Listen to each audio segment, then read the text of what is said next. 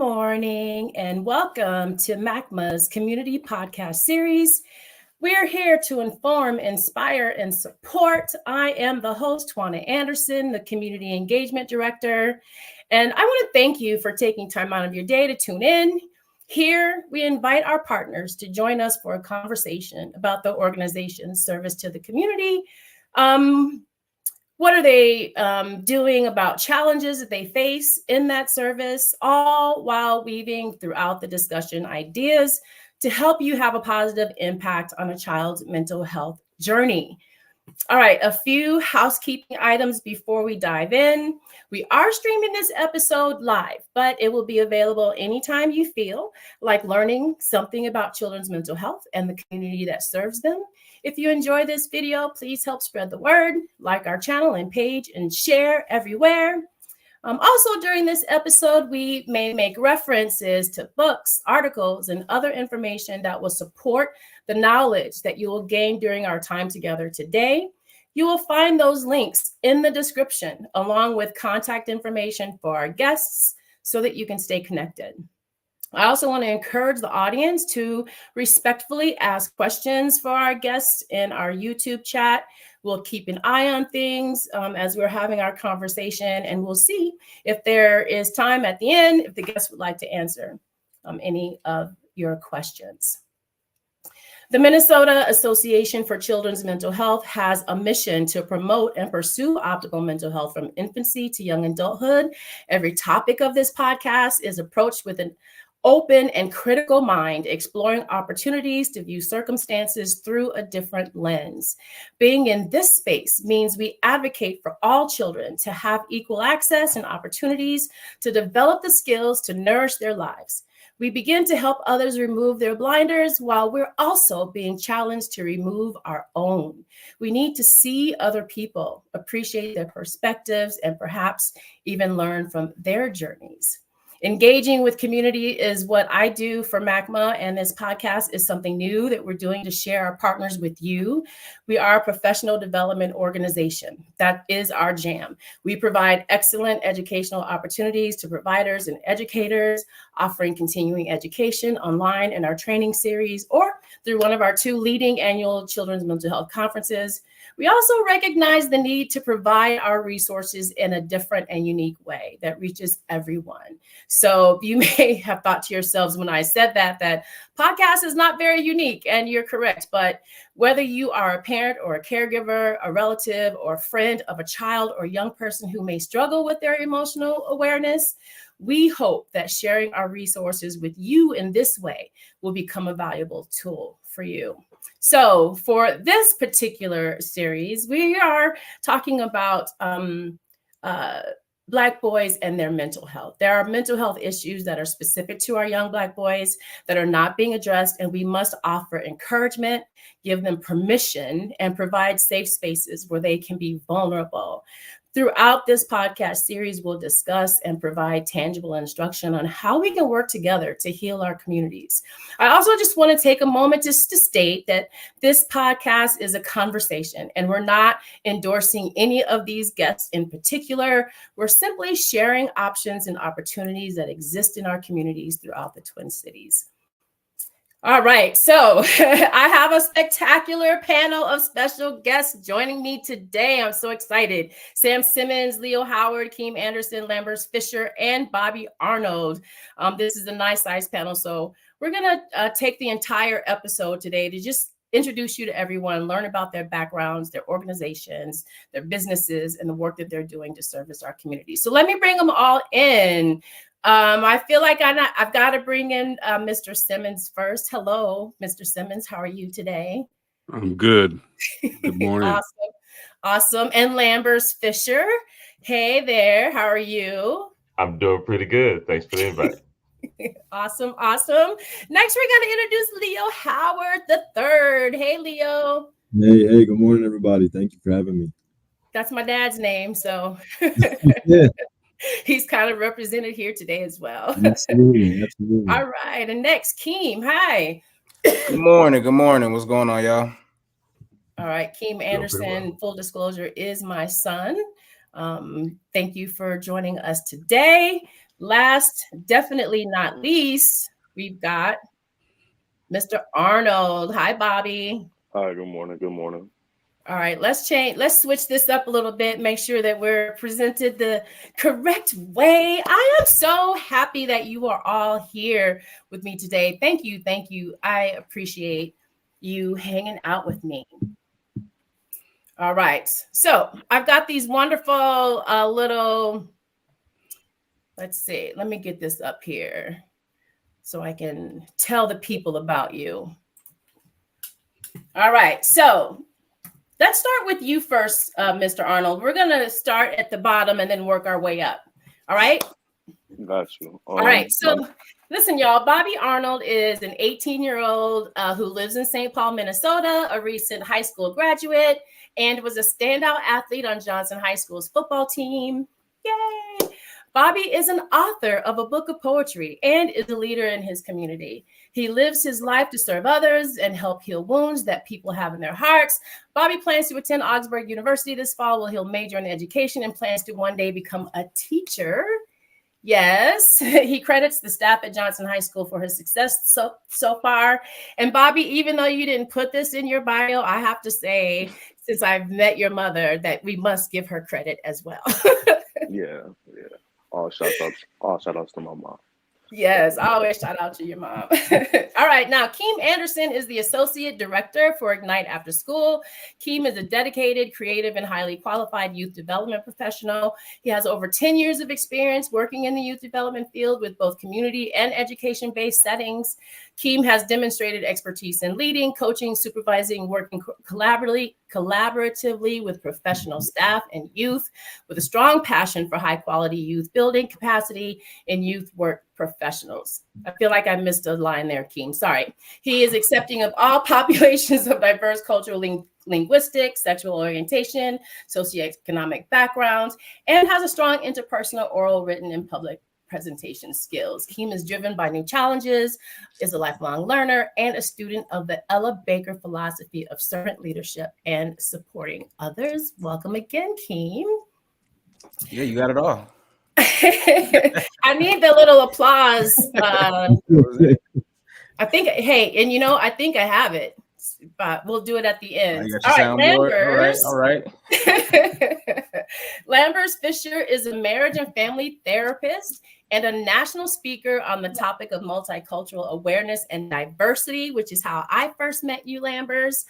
With over 20 years of therapeutic experience, Lambers offers encouraging, practical, and shame-free strategies for reducing unintentional cultural offenses and repairing cross-cultural personal and professional relationships. Lambers, I can't wait to hear everything that you have to say during this series.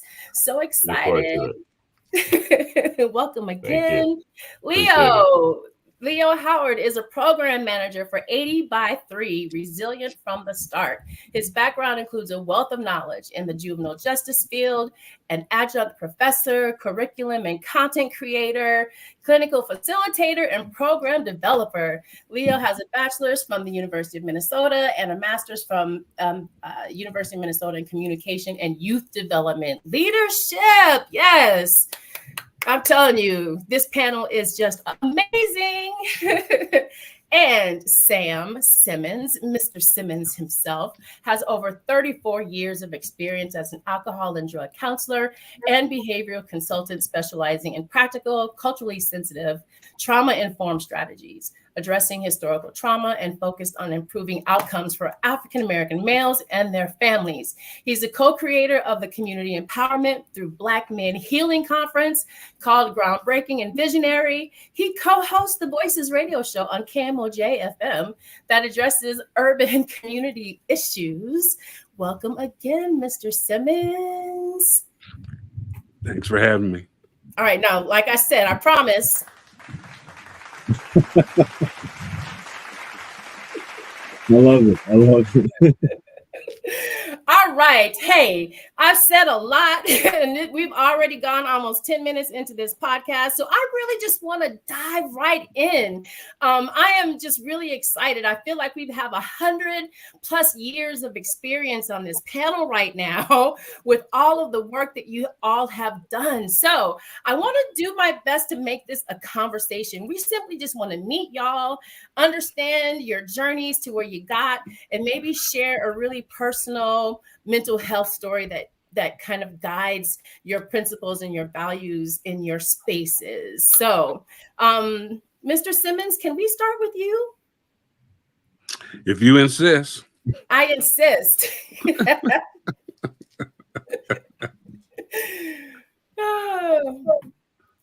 So I mean, your journey is pretty awesome here in the Twin Cities. You just had your Black Men's Healing Conference just a couple of weeks ago. So give us your story and how you ended up here doing this work.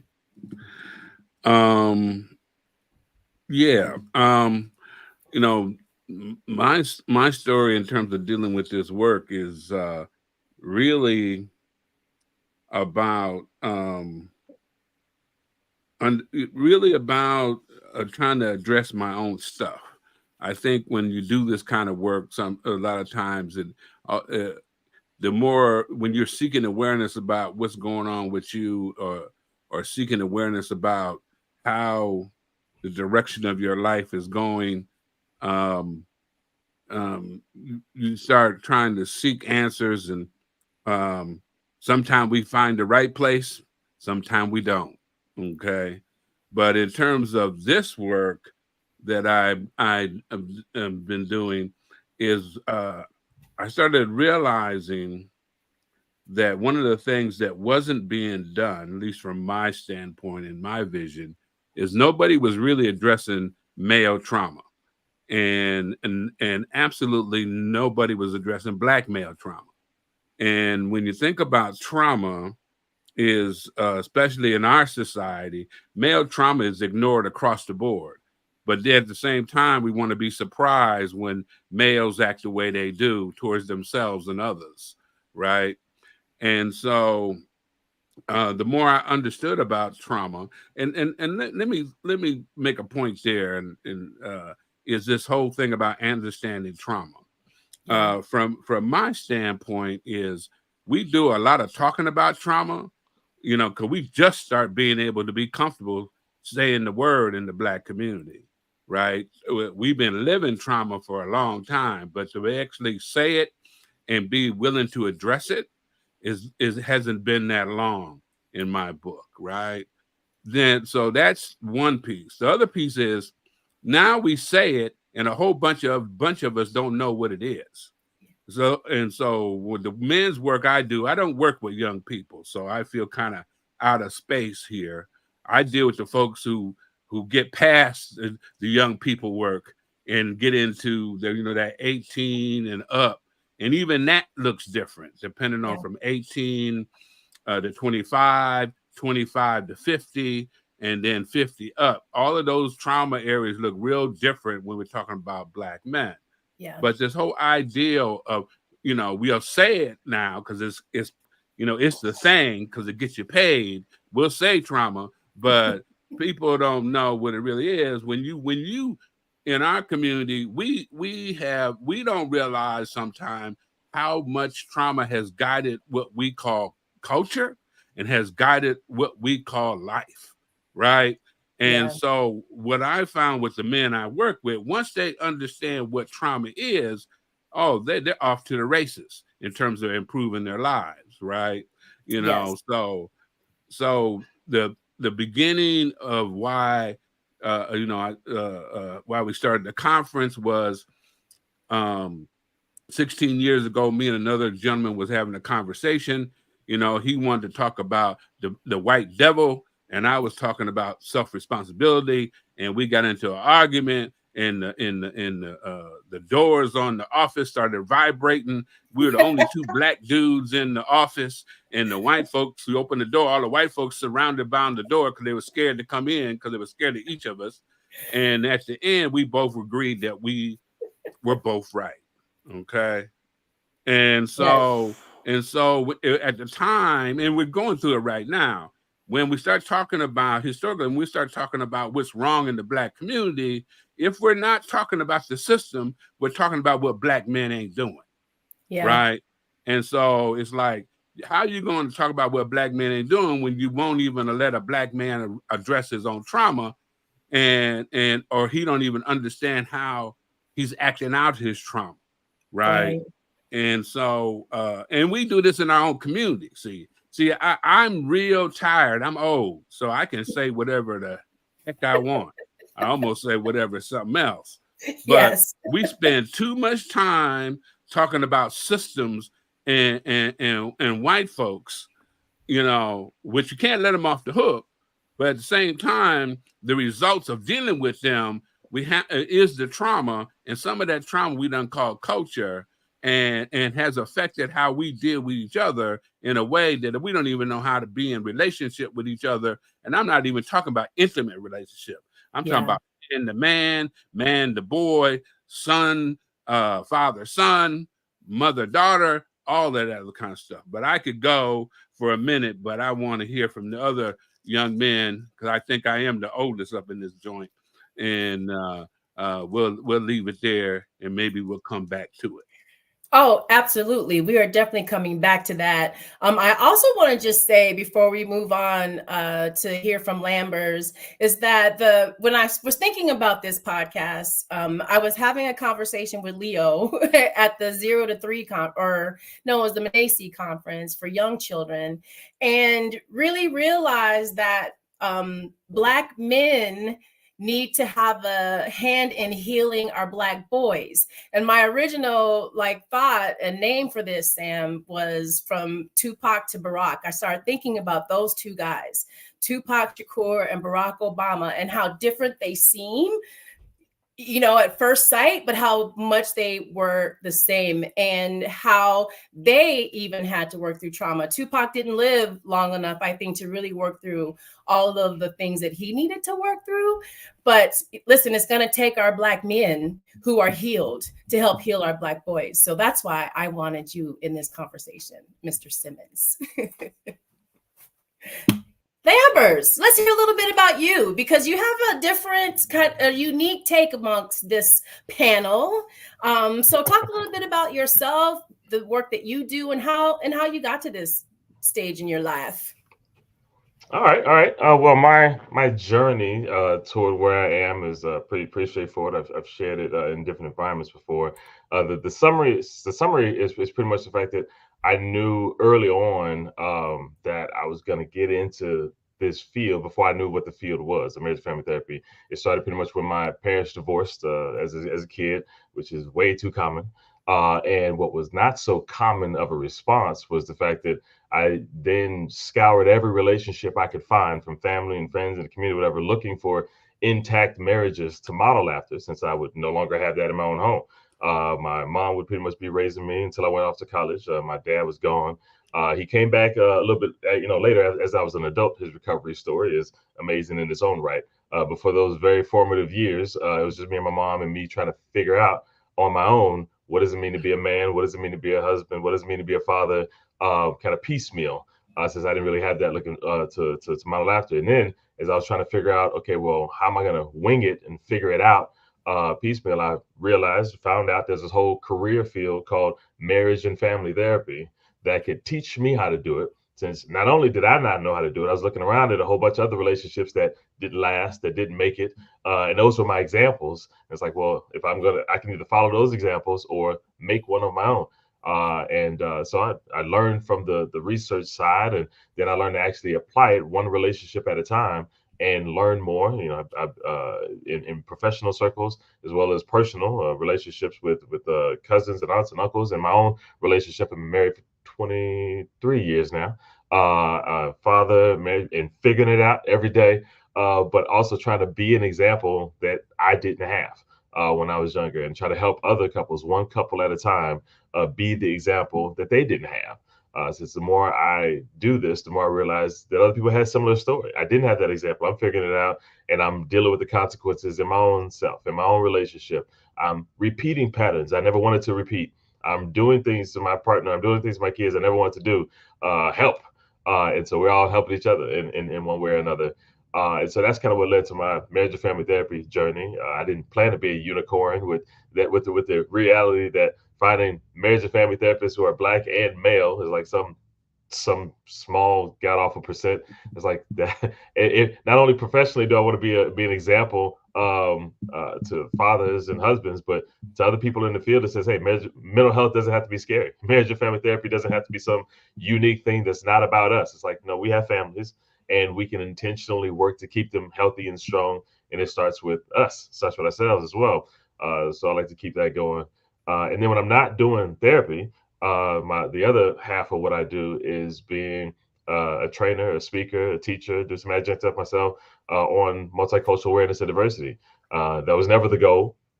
It was never a plan. I didn't have a DEI mission in my belt, but I also realized that I was doing this marriage and family therapy, mental health stuff. I realized I was surrounded by a whole bunch of people who didn't look like me, who were scared to work with people who look like me. Well-intentioned. When I first started, to be totally honest, I expected there to be a lot more opposition, a lot more "we don't work with those kind of people" type of things. And the more I realized it, the more I actually started helping people, the more I realized, oh, there's openness to it, but there's more fear than animosity. There's more, I don't know enough about them to not mess it up. But then if nobody's willing to do it, then nobody gets helped. And we repeat the same traumatic patterns, the same unhealthy coping skills, the same unhealthy self-worth and self-esteem. So it's like, okay, so how can I help the people who look like me in my community? But then also realize there's not enough of us to go around, since they're barely willing to go to other folks who don't look like them. So I got to help the people who are comfortable seeing me, and then help the people who don't look like me convey, I can see you too. I can help you too. Help them believe it. And help make it true, help them increase their confidence. Like, here's how not to mess people up. Here's how not to stick your foot in your mouth. Here's how not to repeat the same patterns over and over again. You're welcome. Now, everybody who is newly willing to get help, you don't have to just wait for me or somebody who looks like me. I'm helping the other people who you're cautious of be less cautious of you too. Let's do some good work. Because that's what it's going to take. I mean, in an ideal world, we'd have a much more diverse mental health field, but that's going to take some time. It's going to take some time to convince people that it's a safe field to go into, get the degrees, get some experience and work through it. In the meantime, we got to help the folks out here who are doing it now, help the people who need the help now. So one hat I wear is actually doing a direct help. The other hat I wear is trying to help empower not just mental health professionals, any kind of helping professional. I empower the teachers to not culturally offend their students. Help the politicians not culturally offend the people who their constituents are. Help the law enforcement officers be less afraid of the people who they're pulling over than the people who they're pulling over are afraid of them. I've been greatly blessed to have the opportunity to teach and empower folks to do the same thing, to help reduce the amount of cultural offenses out there that are getting in the way of us having some healthy interactions. And it's all based on less DEI policy and procedures as much as relationships, all the same stuff, keeping couples together, despite their similarities and differences, despite their, where did the heck you get that pattern from, that habit from, and the same things I'm teaching in the business world and in the education field and all that kind of stuff. Yeah, people who are different from you don't have to be your enemy, just like the spouses. So I'm taking those same relationship focused skills into other arenas in a way that takes away the shame and the guilt. Oh yeah, there's accountability. Oh, it's not all positive. But it's the hard truth. It's not you are a horrible person. It's like, no, you're a person who's come from a past with some hard truths in there. You got to own that. But your past, personal and historical, despite how hard it is, in fact, you have to own it, doesn't have to dictate your future. You can do some things now from an empowered place, and we can all make the future better than the past. But that takes one encounter at a time. And if we can all work together and do it, then hey, we can make a future that I can be happy my daughters are gonna grow up into, as opposed to fear it, one relationship at a time. So that's what I do, and that's how I try to help. Absolutely. I feel like we just bring so much trauma into our relationships. We have so much of our own things that we have to deal with. And it's one thing when you find, a spouse or a partner that's willing to grow and change and support you in that journey. Especially when they have their own journey that they need to go through as well. So I'm so interested to learn more from you, Lambers, on how, as a Black man, as Black husbands, and Black fathers, how we can bring our children up to really aspire to be in a relationship that's lasting and committed. I think I read somewhere that only 26% of Black women are married. I'd be really interested to hear what that percentage is for Black men and if it's comparable. So we'll definitely talk more about that as the series goes on. Thank you so much, Lambers, for that introduction. All right, Leo, you're the next on my screen. So let's hear from you. Yeah, absolutely. Absolutely. And I will echo what Mr. Simmons and what Mr. Fisher said in terms of there being lived experience playing a role in how I got to where I am today. I'd be remiss if I didn't mention my lived experiences. That's been a huge impact on how I got to where I am right now. So for me, lived experience and my professional career, there's just been different times in my life where I have been sitting there and asked myself, what if so-and-so had X, Y, and Z? What if so-and-so had this resource or this person or this or whatever? And you get to a space where I myself, we ended up high school, moving out to a new neighborhood, a lot more resources. And I would still hear stuff back home about what's going on with some of the people who have lost their lives, loved ones of mine who I lost, just continuing to experience that trauma, continuing to experience just crazy amounts of loss. And you start at a young age to develop this survivor's remorse or survivor's guilt almost. And I started to think back, man, what if so-and-so had this? Would they be in this position at that age? And then you fast forward to being in college, and I ended up, that's really where my professional career in the juvenile justice side of things started. Just trying to get my feet down and figure out what I wanted to do after being a part of youth programs like Horizons youth program my whole life. And just knowing that I had that support. I think that was a big part of it too. I grew up over South, and so Horizons was a huge part of that neighborhood.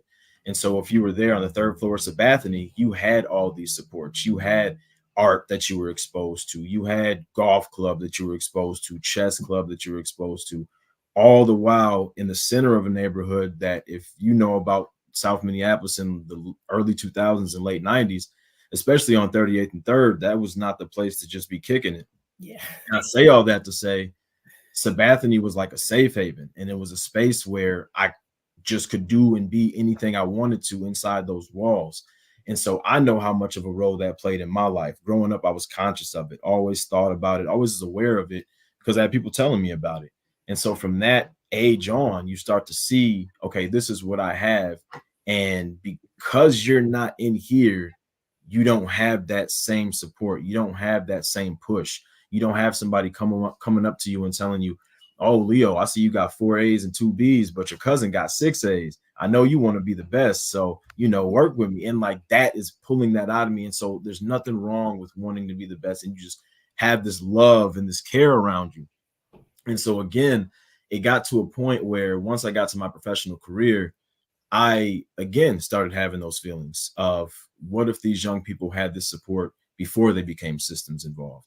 Because we're working with kids that are 16, 17, 18. And a lot of what they're displaying is that they missed out on some of that social emotional learning that's supposed to be pivotal in their development. To be able to say, hey, this is what's frustrating me in the classroom. This is what's making me mad. This is how I'm feeling. Instead of, I know that if I yell and curse this person out, I'm going to get the reaction that I need. All of these behaviors are learned. And so I got to a space where I really just experienced so much loss professionally and personally that I continue to have this feeling of I need to be proactive instead of reactive. And what really got me to the place of early childhood development is, again, that question always surrounding me of what if so-and-so had this? What if so-and-so had that? And so being a case manager, being a residential program administrator, we're putting all these efforts into supporting these young people who absolutely need that support right then and there. But again, always going back to, if you would have had this from birth, where would things be? And so that's kind of how I pivoted to the early childhood field. You know, like I said, I experienced a lot of loss, and I realized that I was at a funeral for one of my young people, and that I had a routine for funerals. As I'm getting ready for it, I realized that I have specific things that I do before I get ready for funerals. And it kind of made me step back and think, like, how much loss have I experienced if I just automatically start doing this list of things, get preparing for something as tragic as a funeral?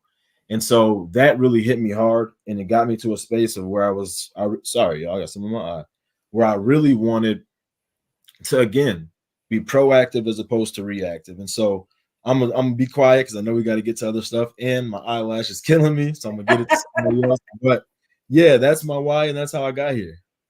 Listen, Leo, you know, throughout our conversations, because we were introduced through the early childhood mental health space.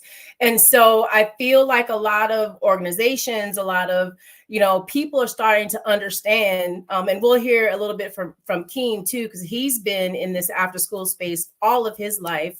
Well, his adult life, should I say. And so how do you, that's the missing piece, right? How do you start earlier to give children the foundation that you need? But I feel like, because I'm one of those people, listen, when I raised my kids, I didn't think about their mental health.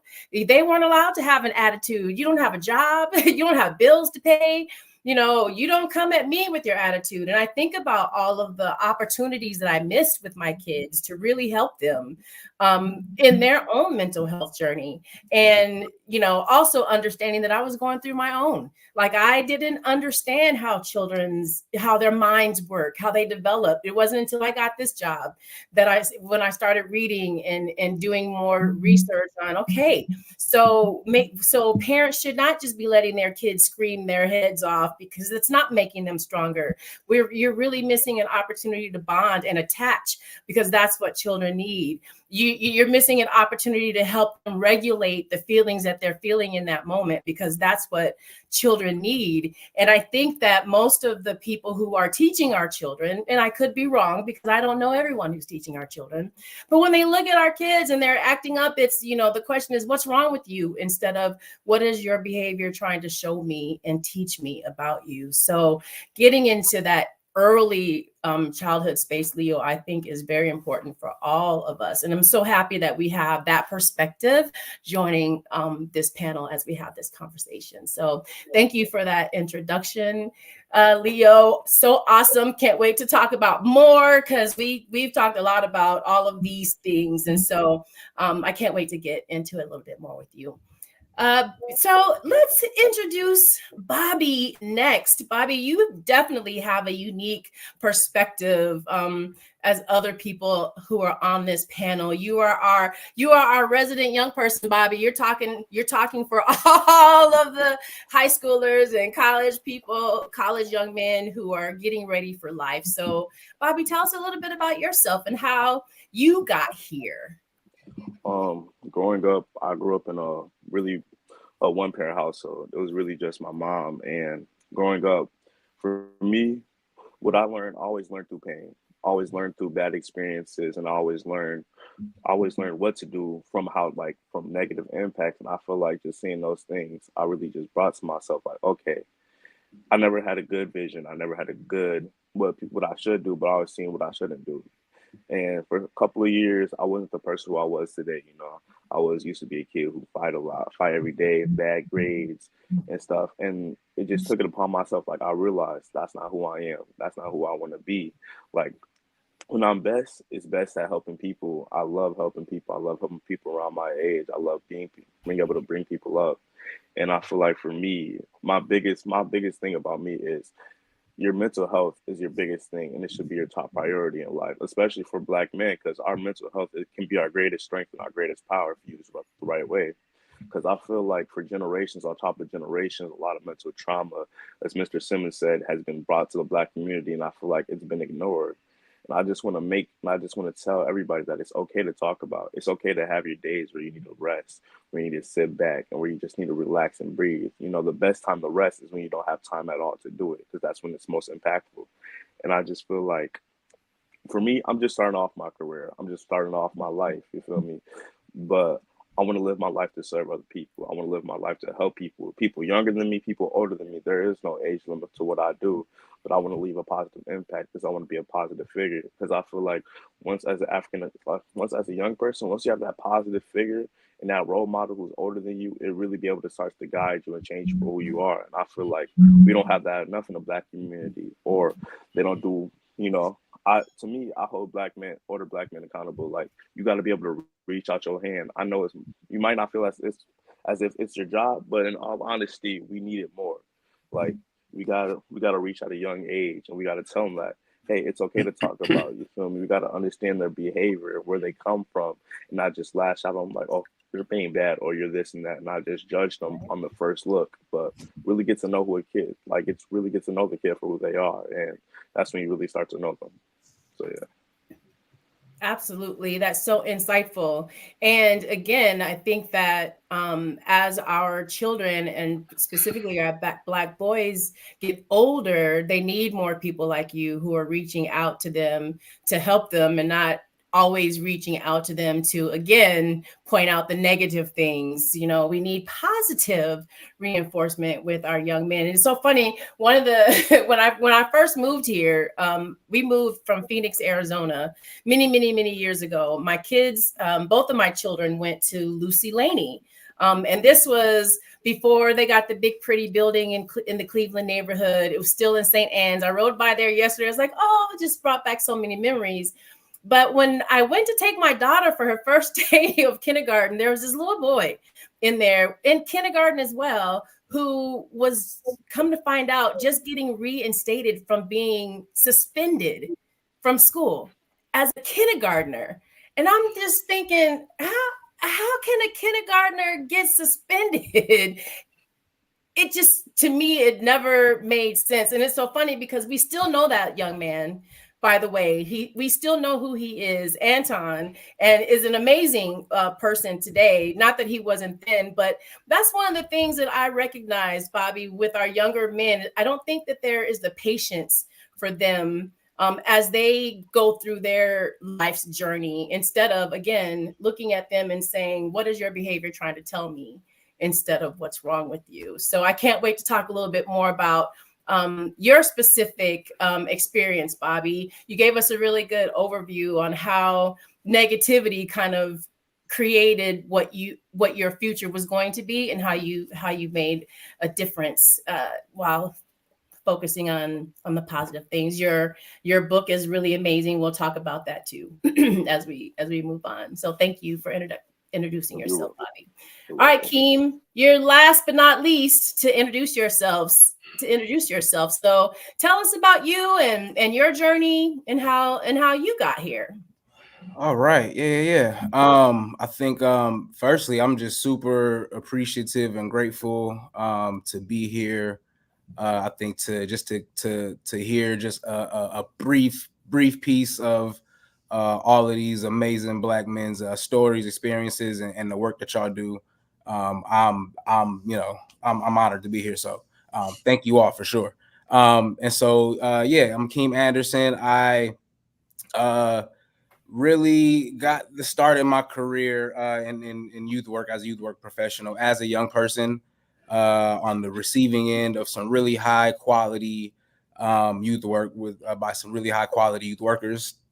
And I always say youth work really saved my life, right? At a time where it could have went a few different ways. I was kind of into some things I shouldn't have been into. I think being involved in these programs and having mentors that kind of saw something in me that I didn't see in myself was a necessary component in my life that really I think changed the trajectory of where I wanted to be. And so I think my professional and my personal journeys have been super intertwined. I think like Brother Leo had mentioned earlier. I think just the experiences that I had in youth work as this modality to like how I've been able to, I think, evolve as a man, as a Black man. I think those things have been intertwined. And I was, blessed and privileged to have these conversations from a very young age, from middle school, thinking about what it means to be a man. What is manhood? What does it mean to be a Black man? What does that mean in the context of living in this country and in this city? All of these things I was having conversations about as a young person. And so I was groomed in this work. I was bred and kind of baked in the oven of community, of Blackness, of Black liberation. So as I kind of transitioned into adulthood, it was something that I was just bound to get into in some way or another. It turns out that youth work, right, working with young people in these out of school time settings was something that I happened to be really good at. And so, working with young people became, it became the way that I was able to really engage young people in this liberation work. The way that I viewed youth work, the way that I learned to view youth work, because I had such great examples as a young person. I had a different perspective in the philosophy that I had with youth work. I think allowed me to create some really great programming as a direct service program provider.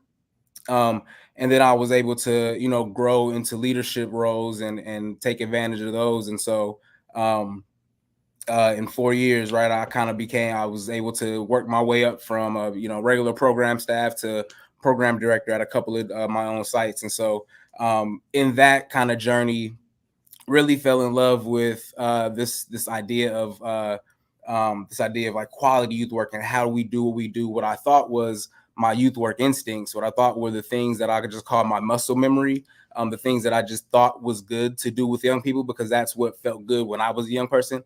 It turns out those things were research-based practices that really pointed to quality point of service youth work. And so once I learned about that and different quality tools, how to measure those things, I was off to the races, man. I was 10 toes in. I was like, okay, I need to learn this. So learning how to do that stuff, learning the science behind the magic, we say youth work is magical, but it's not magic. And so learning the ingredients to that magic is kind of what really lit that fuse in me. And then being able to really train and develop other staff. So moving outside of just working with young people, but then being able to have a bigger impact by training up staff and doing professional development was something that really excited me and really kind of took my, the direction of my career to a different level.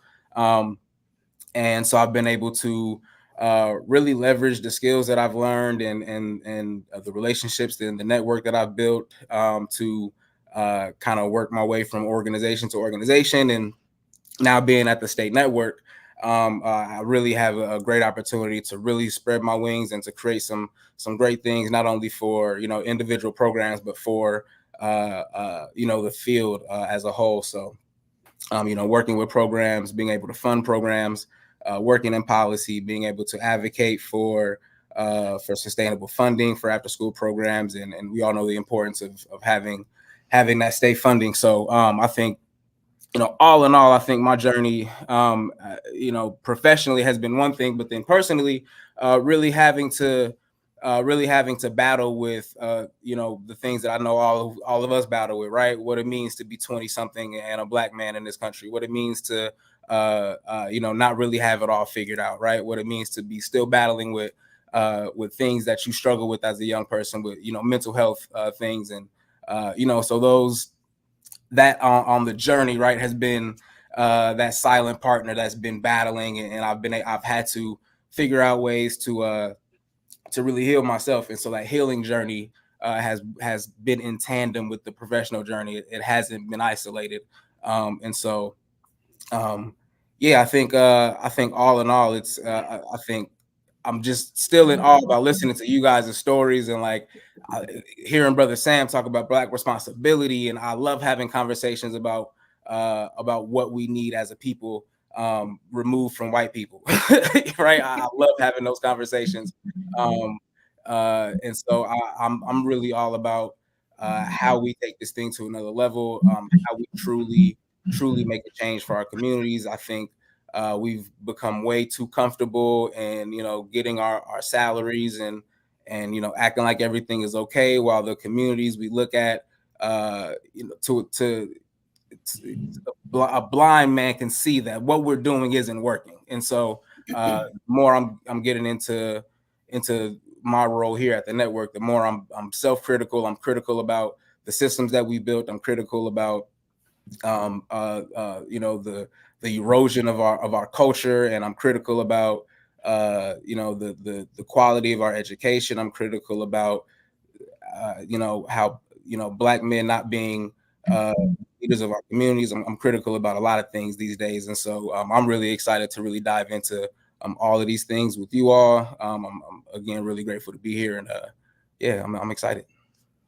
Listen, I feel like between all of the folks that are sitting here today, we'll be able to talk about trauma in our communities, how we heal our Black boys, and the resources that are here for us and for our children to really grab a hold of right now. Like, we've got people in our community that's doing the work right now.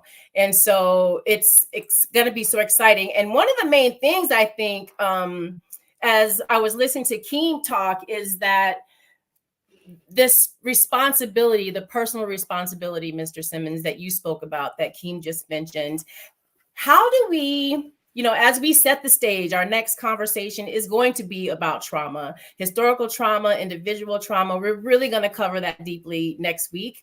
But just how does trauma and historical trauma, Mr. Simmons, shape the way our communities act amongst each other and with the broader community? Can you help us, understand that just a little bit more? I know that's a deep question, but I want you to answer that for us.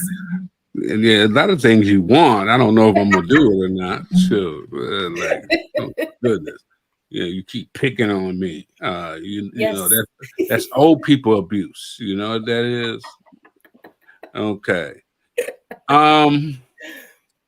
There's so much to that. There is. And everyone, I want this to be a conversation. So as Mr. Simmons is kind of explaining this, if you have a thought, please don't think that we have to do this in any order. I want this to really be a conversation. Yeah, but you called me out. I did. So a couple things. When I believe in what we call compassionate accountability, right? And the reason I have to emphasize that is that I believe, and that don't make me right, is we talk a great deal about other people being harsh on our men. We are quite harsh on our men, and our trauma shows up with all or nothing. We do a lot of all or nothing in our community, right? And that's a sign of trauma as a community, right? Right and wrong. I ain't got time for right and wrong. Yeah. Right and wrong is very skewed at this point in time in our lives. People who are stuck in right and wrong do not make change very well. Okay, we keep talking about resiliency and all that. There ain't nobody supposed to be resilient for 400 years. Nobody. Okay, and we keep wanting to hold on to what we call culture, when parts of that what we call culture is nothing but a trauma response. And so, if you want to thrive, you got to be willing to throw away some stuff to develop some new stuff. And we have a real difficulty in our community with that. That's one piece. The other piece is male trauma is very selfish. Male trauma is very selfish. It's very self-centered.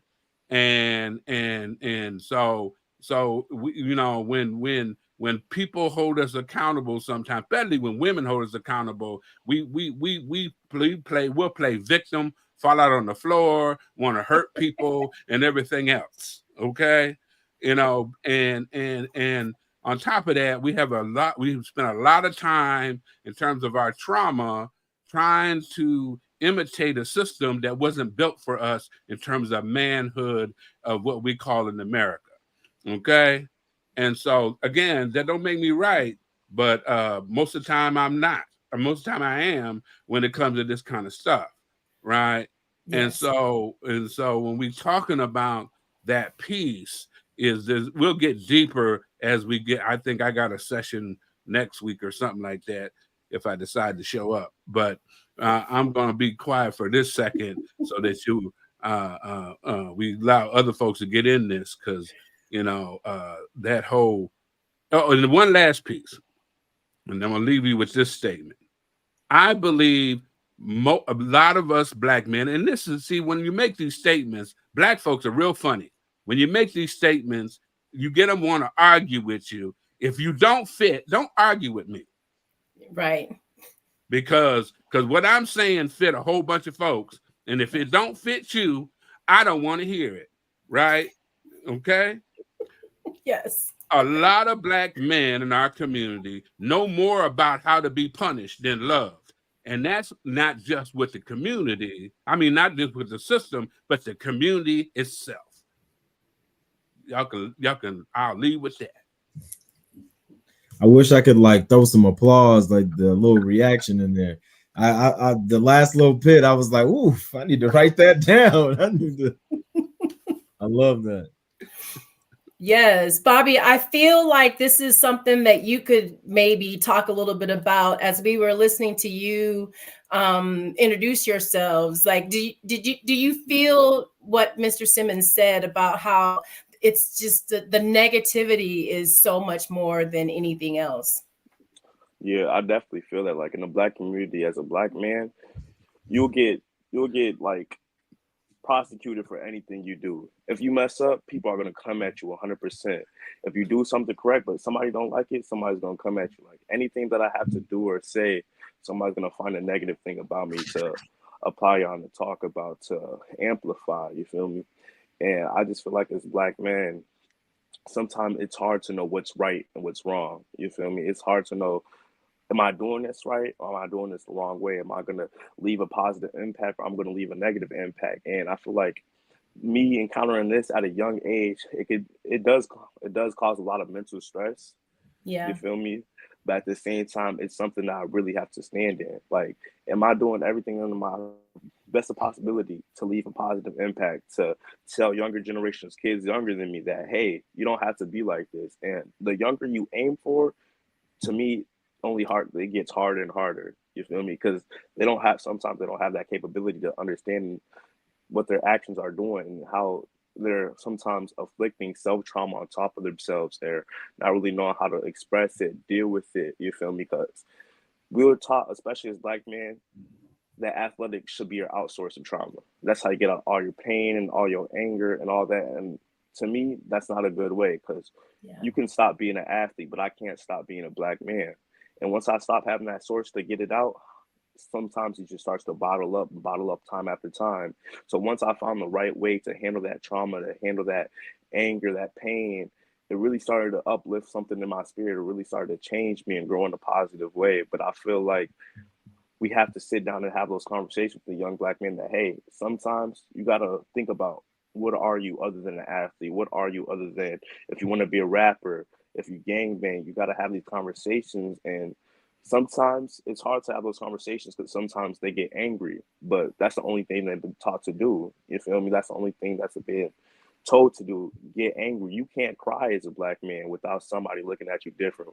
That's how it was for me growing up. You feel me? You have to be okay with showing that signs of vulnerability, showing that signs of, it's not even weakness, but it's okay to cry. It's okay to get out all this pain, all this built up anger from childhood trauma to childhood neglect. You got to be able to do it and find the positive way to do it. So I definitely feel that.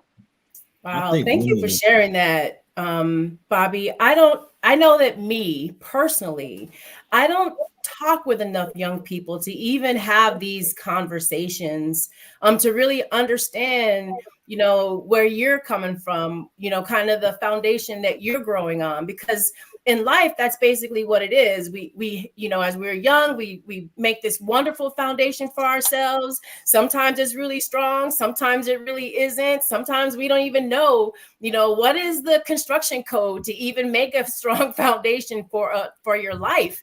And Keem, I know that this has been your life for as long as I can remember, starting with Freedom School and Beacons and all of the spaces that you've been in. When you hear what Bobby has to say, how does that affect the work that you currently do? And again, I know you've come kind of along the way of just being in an after school program to now being a policymaker and kind of an influencer in the world. But when you hear what Bobby says, what is it that you can do, that we can do just in the after school space to be more supportive of our young Black men when we know that this is what they're going through, when the pressure of life is just so strong on them? Yeah, I think historically the role of after school has been that, right? It has been as a the role. It has been as a supplemental source of mentorship, right? A supplemental source, something that's different. I think we've always fashioned ourselves as anti-formal education because we were able in out of school time settings to do things a little bit different. We're not tied into the same the same style and cadence on how formal education happens. So after school has always been, I think, framed as that. And so yeah, I see it as that. But I also think that, and this is, I think, where after school has missed, right? I think there's the gap in how we framed the role of after school, because we framed it as separate from the family unit.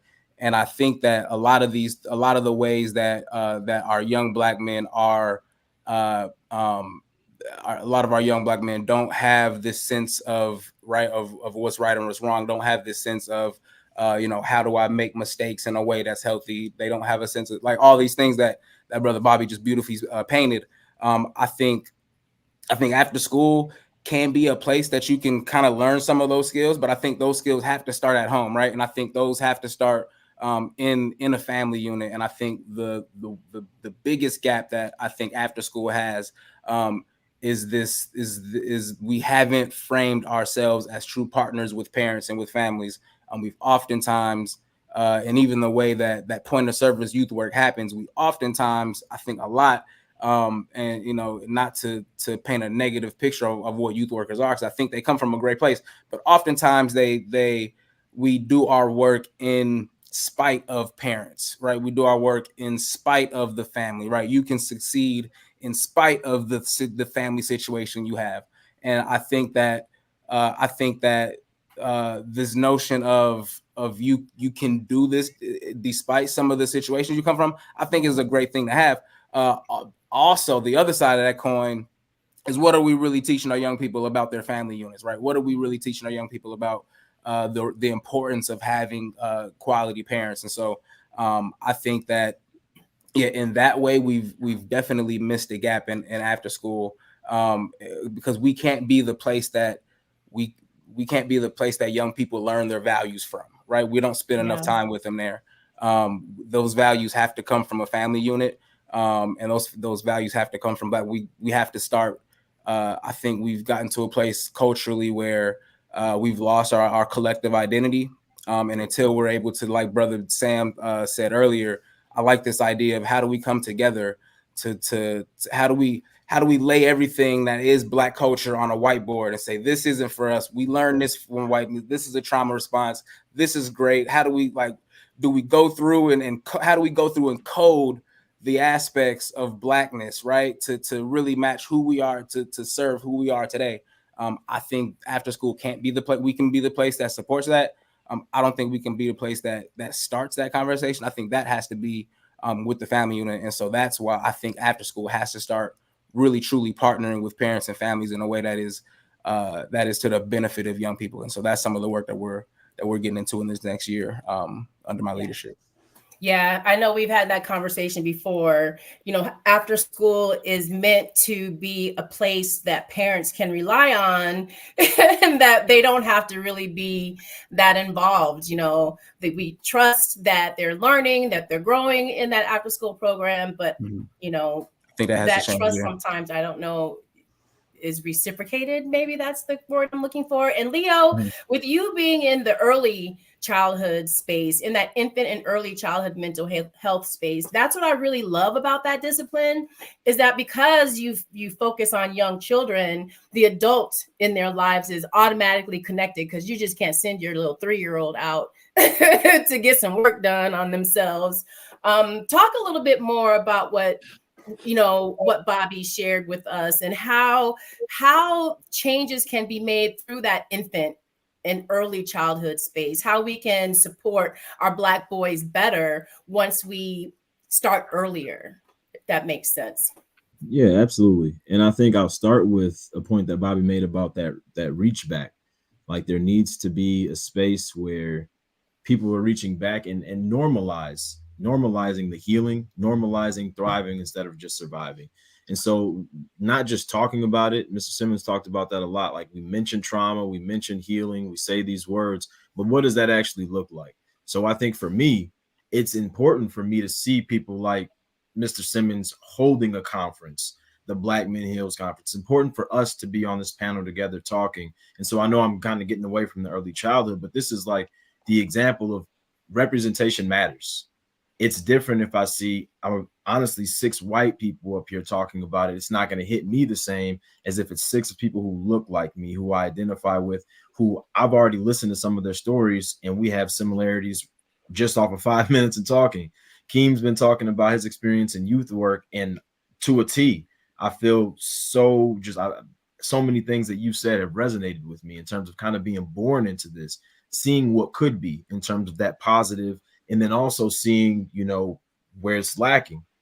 And so I think kind of taking a step back and looking at the early childhood field, a lot of people don't make the connection between early childhood development and when our young people become 16, 17, 18. What they want to do is they want to penalize, they want to punish. And it's not just the kids, it's the families too. It's, oh, why couldn't you pull yourself up by your bootstraps? I can do it, why can't you? And that's not just outside of our culture, that's within our own culture too.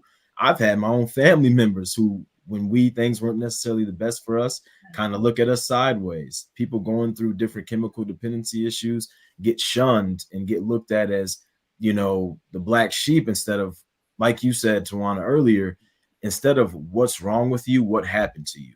And so I look at a lot of our older youth who get to that point of, once you're 18, everybody's ready to, all right, push you on out the door. You should have learned what you should have learned by this point.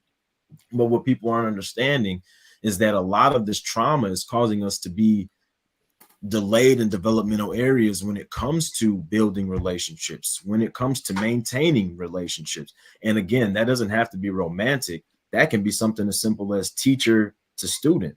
If I cannot trust you, if I cannot build up a relationship with you to really believe that you're here for me, what is keeping me in that classroom? If I'm already struggling with the day-to-day tasks, if I'm already, and it may not even be that it's too hard. A lot of times we go from a deficit perspective, but what if the content isn't challenging enough? If I don't have a relationship, or if I can't bond with that teacher, and I can't go up to you and say, this stuff isn't feeding me, this isn't what I need, I'm never going to say it. And then what happens? You start getting disruptive. You make a fart noise, you do this, you do that. Now all of a sudden people are up in arms, you're kicked out of class, and it's like, and that's just one example. But I think the importance of it, and the point that I'm trying to relay, is that a lot of people look at early childhood development work and just say, oh, that's just daycare.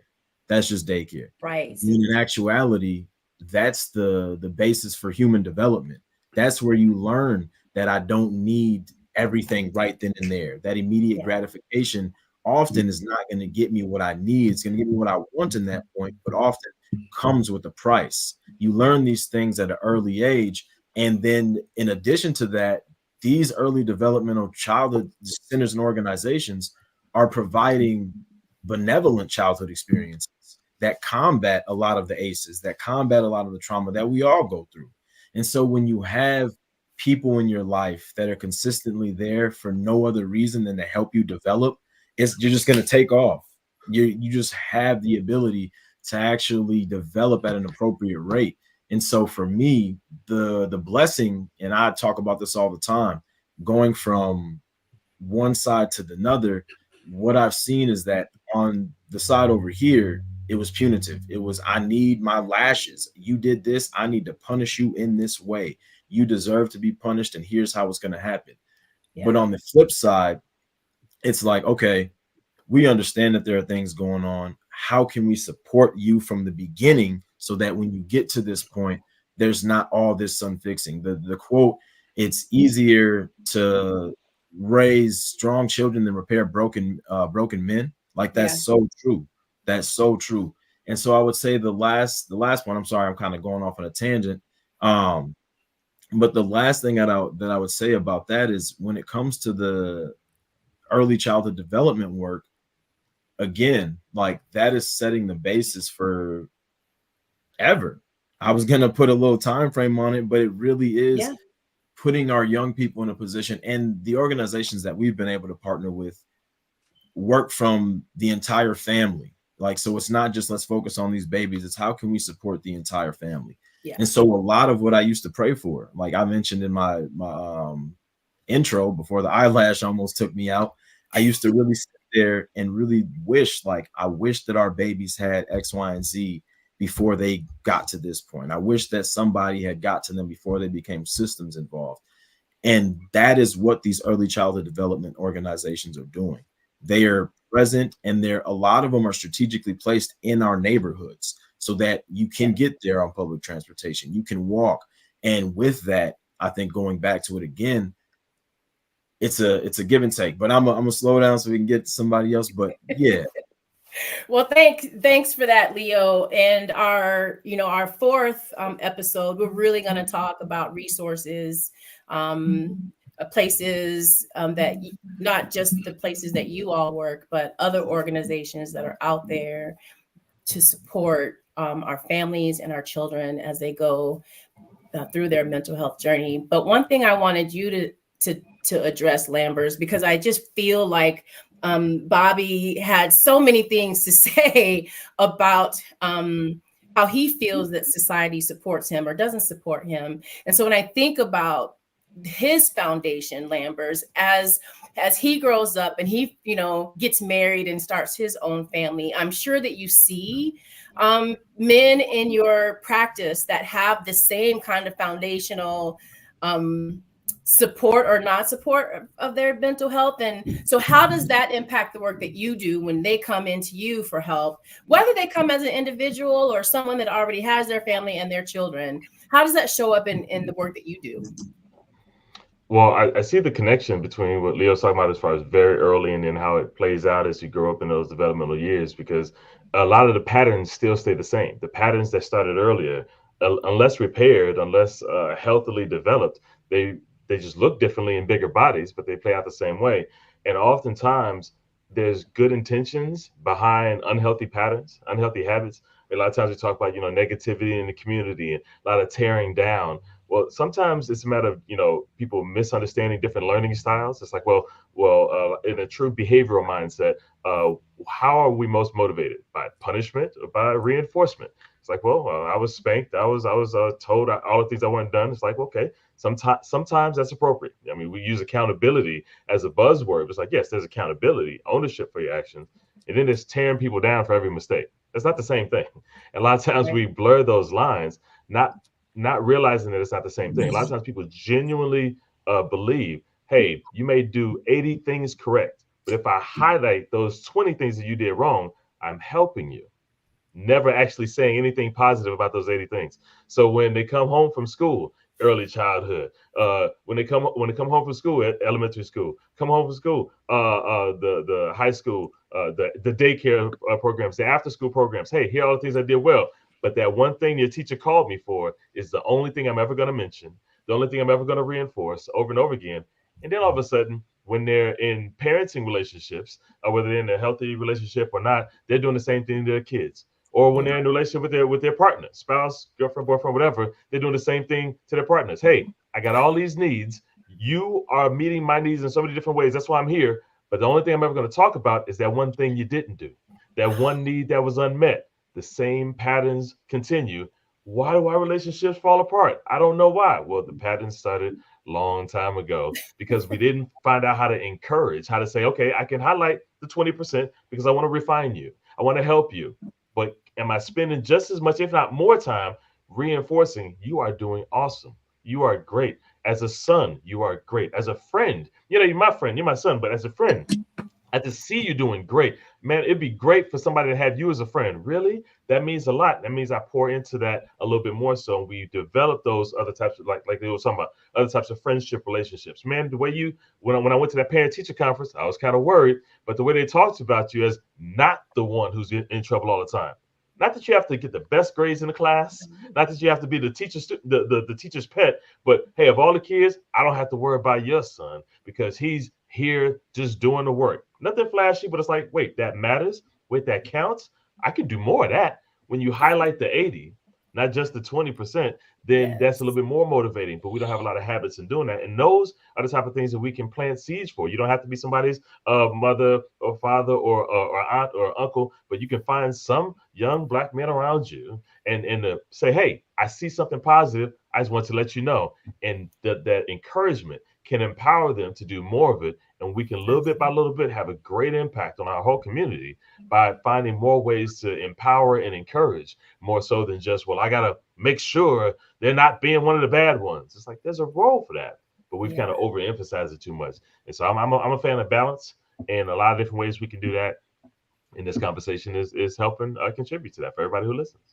I love that. I love that. Years ago, I read a book called Appreciative Inquiry. I was introduced to a new way of change within corporations, because whenever you're doing strategic planning, you always focus on what can we do better? Like, what is it that we're not doing well that we can do better? But appreciative inquiry allows you to work on the things that you do well, like focus on the things that you do well. And once you're doing those things better, probably those things that you don't think that you're doing so well at are also going to get better, but you don't focus on that. So I love that. I love that, Lambers. And we just got to get that in all of our schools and our daycare centers and everywhere else, right? Exactly. Mr. Simmons, we are way past an hour, which is kind of my goal. I don't like to keep you much longer than that, but I knew that because we had so much to kind of contribute to this conversation that we go a little longer. But Mr. Simmons, I want you to talk a little bit about, as you've heard, first of all, just again, talking about Bobby, because I feel like his voice in this conversation, especially today, is very important to hear what our young Black men have really grown on, what their foundation is. One of the things that I know that we have not talked about is the impact of George Floyd on our communities. I think that there are some unique things that have happened in the Twin Cities over the last 5 years, not just George Floyd, but what has it been about? At least 4 of our Black men have been killed in the last 5 years by police officers. But not only that, Mr. Simmons, sometimes when you just walk out of your door in some neighborhoods, there's this big, shrine to people who have been shot on the corner, or, a young kid that was shot in their home. Like, all of that trauma, historical trauma, feeds into how we even deal with our young children today, whether that's keeping them in the house, keeping them really close, which really isn't helping them either, or just so many different ways. But as we think about the development of our young Black boys and how Black men can help them heal, Mr. Simmons, give us one really major way that we can, again, just coming off of your Black Men's Healing conference. What was the biggest message that you left everyone with that we can share today?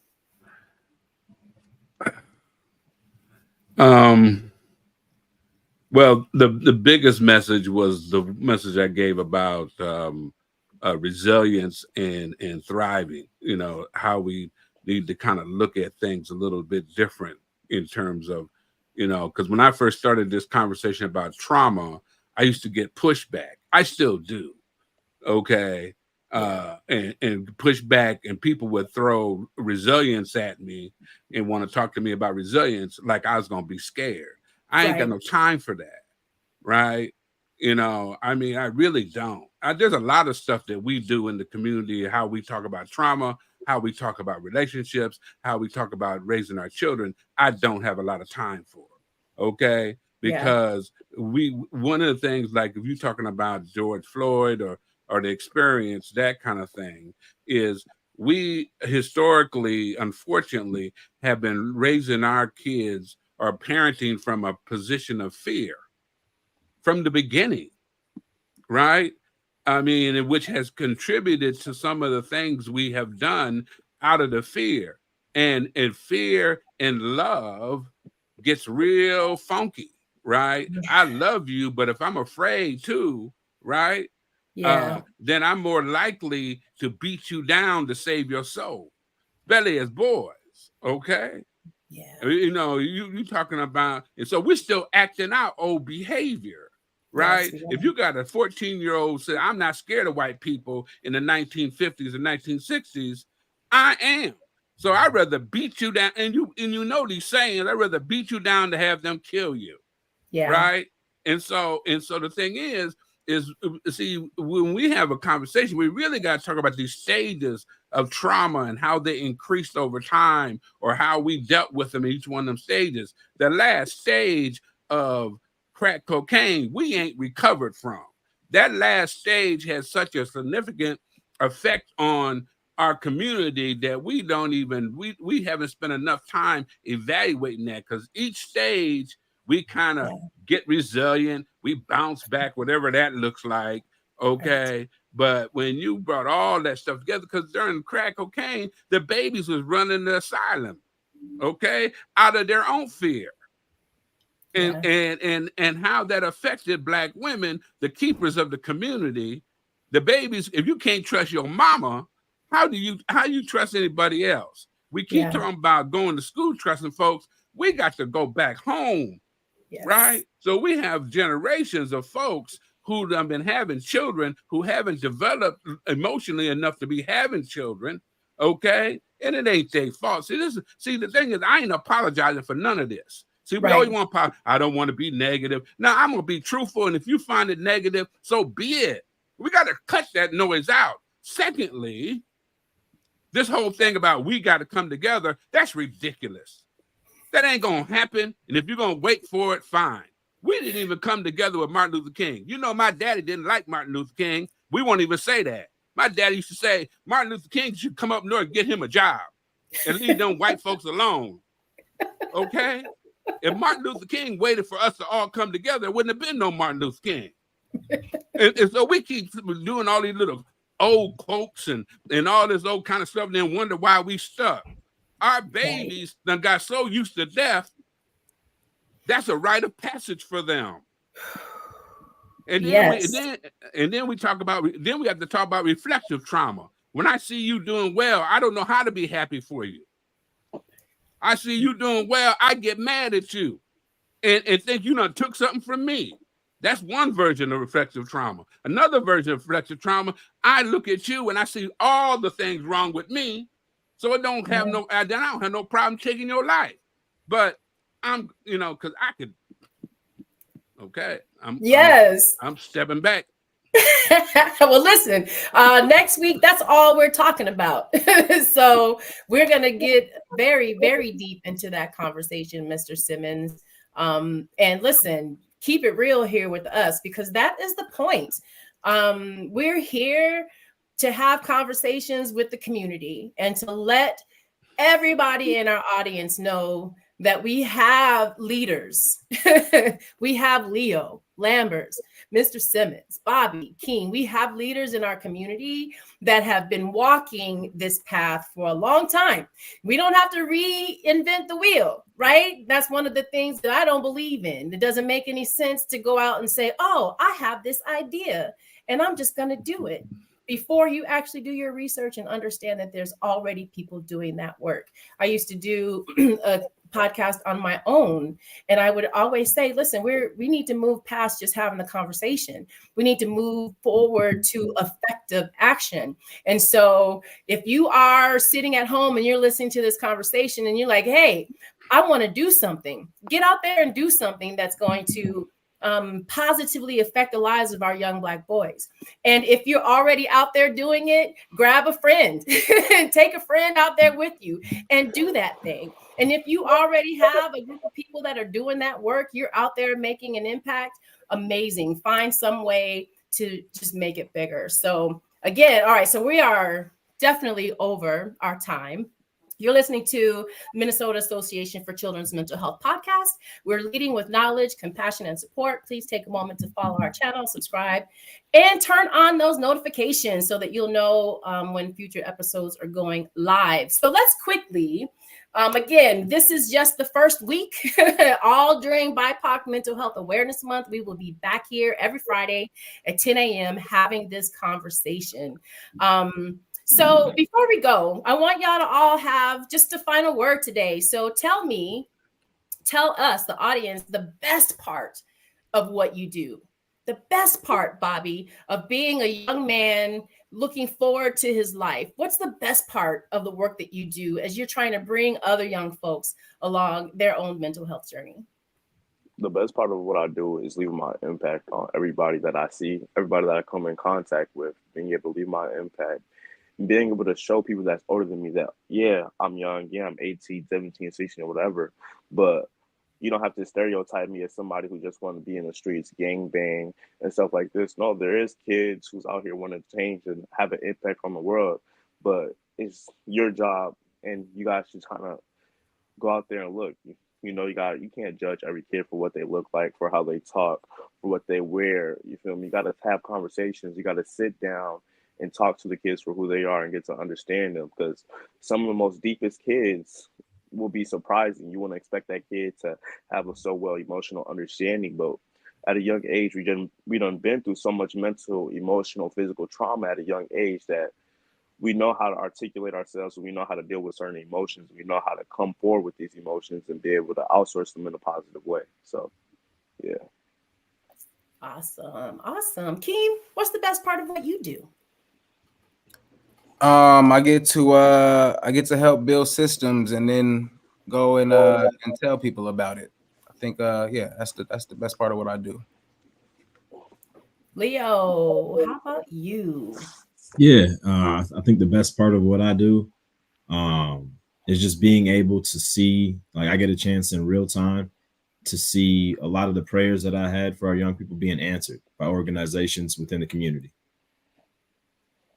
I love that, because you've gone from juvenile justice to early childhood development, which is to me, that's a huge jump. So thank you for being in those spaces still.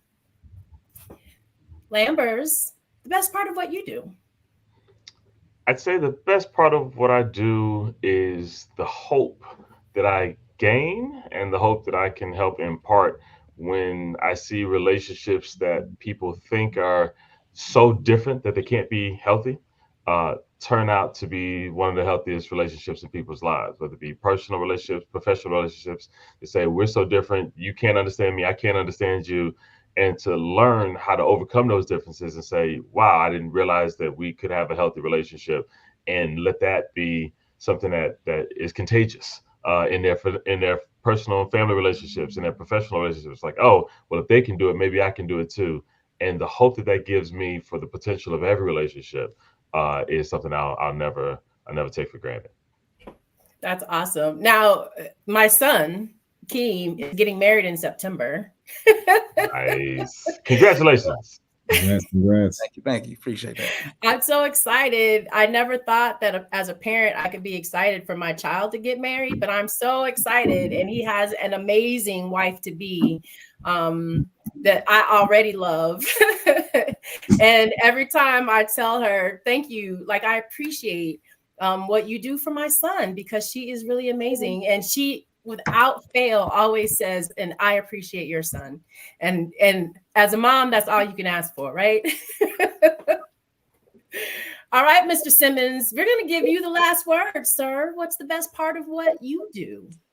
I managed to be an old black man. Yes.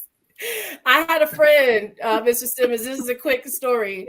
Her father always parked in the handicaps, in the handicap spot, wherever he was. Never had the little thing to hang up on his rearview mirror. Never was. And she said one day she asked him, Dad, why do you always park in the handicap spot? You don't have any permission to do that. He says, listen, I am a black man in America. If that is the biggest handicap you could possibly have. So always parked in the handicap spot. Anyways, just a little story. Thank you all so much, Mr. Sam Simmons, Lambers, Leo, Keem, Bobby. I appreciate you all committing your Fridays in the month of July. Now, we all won't be here every week, which is why I really wanted to take this opportunity to introduce everyone. But next week, we will be talking about trauma. I'm going to take you all off the screen just for a minute, but don't go anywhere. All right. Give me just a moment. I'm just going to wrap this up. Then I want to come back and just have a little conversation before you leave. So give me 5 minutes. All right. Let's see if this works. There we go. Let me take this off of here. All right. So we have been talking about healing our Black boys and what that means. This is just the first episode. We'll be back every Friday in July to talk about this. Next week, we'll be specifically talking about trauma, whether that's personal, individual, historical trauma. We're going to cover all of those aspects, talk a little bit more about what that means and how we overcome that. So excited to have you all come back. So make sure that you follow our YouTube channel or our Facebook channel, because we have been streaming live on Facebook as well. We'll be back next week. Tell your friends all about it. Next week, you can come back and join us live if you're watching this on demand. But again, thank you. We appreciate it. You can follow MACMH all over the socials. We're everywhere. Our website is macmh.org, and we're macmh.org everywhere that you are in social media. So thank you again, and we'll see you next week. Let's see if I can get us out of here.